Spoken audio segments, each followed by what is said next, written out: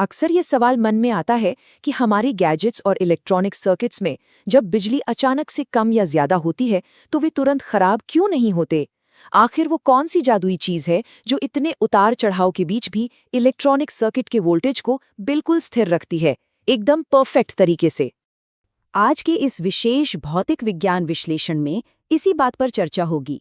Semiconductor electronics का ये topic, ज़ीनर diode के मूल सिद्धांत और वोल्टेज रेगुलेशन, बोर्ड एग्जाम्स के लिए भी बेहद जरूरी है। तो चलिए उस छोटे से कंपोनेंट का रहस्य खोलते हैं जो बड़े बड़े सर्किट्स को जलने से बचाता है। इस सत्र का एजेंडा बिल्कुल स्पष्ट है। नंबर 1, ज़ेनर डायोड का परिचय। नंबर 2, ज़ेनर ब्रेकडाउन की घटना। नंबर 3, सर्किट में इसके उपयोग। और नंबर 4, परीक्षा में पूरे 5 अंक हासिल करने का तरीका। चलिए आगे बढ़ते हैं। भाग 1, ज़ेनर डायोड का परिचय। ज़ेनर डायोड असल में कोई आम डायोड नहीं है। ये एक बहुत ही विशेष प्रकार का सेमीकंडक्टर डायोड है और इसकी सबसे बड़ी खासियत या कहें इसका सुपर पावर ये है कि इसे खास तौर पर रिवर्स बायस यानी विपरीत दिशा में काम करने के लिए ही डिज़ाइन किया गया है।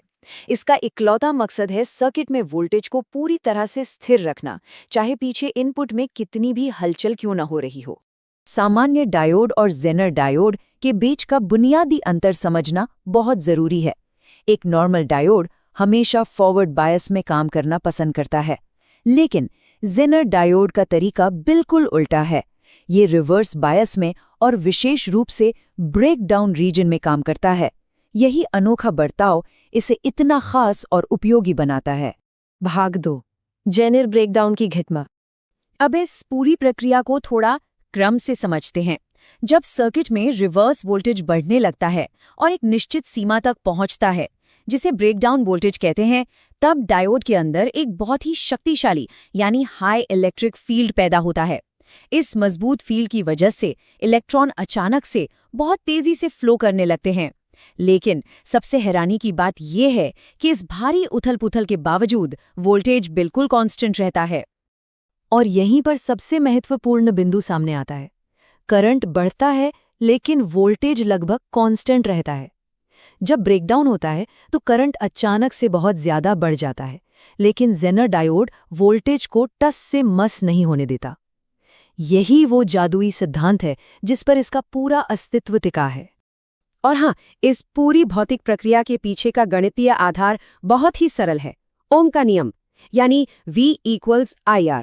वोल्टेज रेगुलेशन के दौरान इसी नियम का पालन होता है। ये फॉर्मूला साफ साफ बताता है कि कैसे करंट और रेजिस्टेंस आपस में एडजस्ट होते हैं ताकि वोल्टेज की स्थिरता हमेशा बनी रहे। भाग 3, रियल वर्ल्ड सर्किट में उपयोग। असल जिंदगी में ज़ेनर डायोड का सबसे मुख्य काम एक वोल्टेज रेगुलेटर के रूप में होता है। ये आउटपुट वोल्टेज को हमेशा स्थिर रखता है। इसके अलावा ये ओवर वोल्टेज प्रोटेक्शन का भी शानदार काम करता है।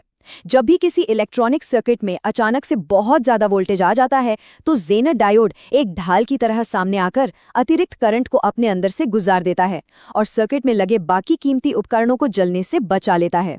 रोजमर्रा के उपकरण इसी वजह से सुरक्षित रहते हैं। भाग 4, परीक्षा में पूरे 5 अंक हासिल करना। परीक्षा में एक परफेक्ट 5 मार्क वाला उत्तर कुछ इस तरह लिखा जाना चाहिए। ज़ेनर डायोड एक विशेष सेमीकंडक्टर डायोड है जो रिवर्स बायस में ब्रेकडाउन रीजन में कार्य करता है। इसका उपयोग वोल्टेज रेगुलेशन तथा इलेक्ट्रॉनिक सर्किट्स में वोल्टेज को स्थिर रखने के लिए किया जाता है। बस इस सटीक परिभाषा को अच्छे से याद रखने से पूरे नंबर आसानी से प्राप्त किए जा सकते हैं। एग्जाम के तनाव में अगर कोई भी कंफ्यूजन हो तो बस इस अल्टीमेट शॉर्ट ट्रिक मंत्र को याद रखा जा सकता है। ज़ेनर बराबर voltage stable, Zener equal to voltage stable. जी हाँ, पूरे सत्र का यही सबसे बड़ा और महत्वपूर्ण निष्कर्ष है। जब भी ज़ेनर शब्द सामने आए तुरंत दिमाग में वोल्टेज की स्थिरता आनी चाहिए। इस विश्लेषण को खत्म करने से पहले एक सोचने वाला सवाल।